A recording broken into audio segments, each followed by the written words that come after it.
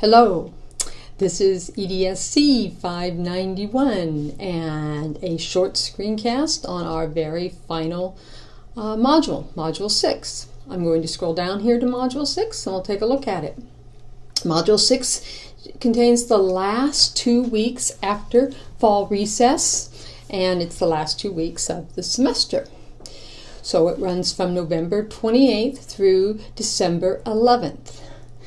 We come back and revisit Core Proposition 5. Teachers are members of learning communities. And this whole next 2 weeks is about moving forward, wrapping up, reflecting on this course, and thinking about how we move forward. There is one last assignment, but it's assembling of all the major signature assignments into a course portfolio, and then it's a reflection on that portfolio and on the activities and the readings that we did in this class. We're going to explore connected teaching, look at personal learning networks, and plan to build and grow your own, and pull all your coursework together into a portfolio where you assemble and refine and organize the signature assignments, connect the readings and activities and assignments, look for evidence of the core propositions, and reflect on implications for practice and your work in this program. You're looking at the Module 6 screencast. So let's take a look at the first week. In the first week, I have a page put together here of a whole bunch of fairly short videos and or readings on personal learning networks. So I ask you to go through these. They should be fairly painless. And then one discussion thread in which you answer in your own words, what is a PLN? And why do PLNs matter? And I want you to sort of cite or tie together at least 3 of the resources that were provided on the previous page. Hopefully your initial response is done by Friday, December 2nd, so that you have 3 days to then respond to your classmates.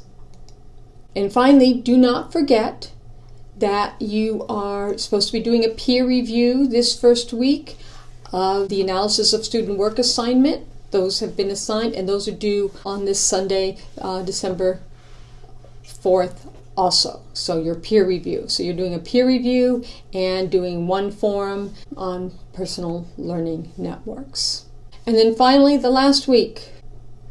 The last week, you simply have one posting due in the discussion forum, in any format you want, in which you talk about sharing your plans for either starting or growing your personal learning network. Then you finishing up on your course portfolio and reflection. Now the course portfolio and reflection are often assembled together, and that's fine, you can turn them in together, but they are evaluated differently. So your course portfolio should have your an introduction in which you pull all the pieces together, you explain the context and connections of each of these pieces, and it's basically some sort of short, concise explanation of the work that would introduce someone who wasn't in this class to what the component pieces are and how they put together. This can be written, a talking head video, a graphic organizer, any kind of introduction to the pieces that you would like. The portfolio should be somehow assembled digitally. It's up to you. I provide you with some ideas. It can be, you can pull it all into a PDF, or you could throw documents into Google Docs into a folder on Google Drive. You could do a Prezi with links to each of the components, or a PowerPoint or a Google Slides presentation with links, and then put each of the components in Google Drive. And you could do a blog, you could do a live binder. There's lots of ways you could assemble these pieces. I just need them digitally connected in some regard or another. And the portfolio has a checklist that you should review. Basically, you have an introduction that explains the components, relates the components to the core propositions, and it should be engaging and attractive somehow or another, and it's organized. And then you have each piece, and then the overall presentation. This is the checklist for the course portfolio. It's worth 50 points. And then there is a separate checklists for the course reflection.